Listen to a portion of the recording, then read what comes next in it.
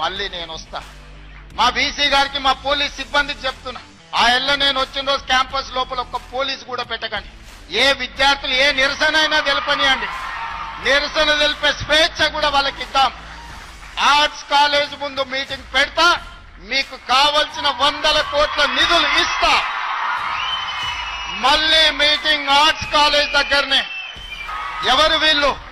మా తమ్ముళ్ళు మా చెల్లెళ్ళు తండాలలో గూడాలలో మారుమూల పల్లెల్లో పేదరికం రుచి చూసి అభివృద్ధి జరగాలి, డాక్టర్లు లాయర్లు ఇంజనీర్లు కావాలి, ఐఏఎస్లు ఐపీఎస్లు ఐఎఫ్ఎస్లు అయి ఈ దేశ నిర్మాణంలో భాగస్వాములు కావాలని ఇక్కడికి వచ్చిన వాళ్లను ఆనాడు ఉన్నాయన గొర్రెలు బర్రెలు చేపలు పెంచుకోండి అంటే ఈ రోజు డాక్టర్లు లాయర్లు ఇంజనీర్లు కాండి ఐఏఎస్లు ఐపీఎస్లు కాండి అని నేనంటున్నా.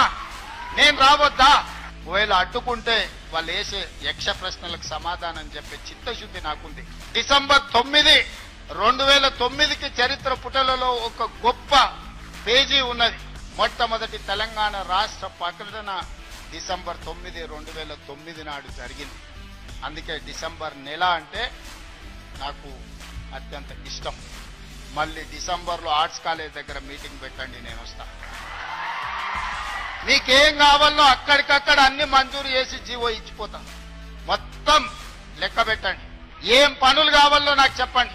అన్ని రిక్రూట్మెంట్స్ తో సహా మీరు ప్రణాళికలు చేసుకోవాల్సింది. నేను మంజూరు చేసేదే నా బాధ్యత.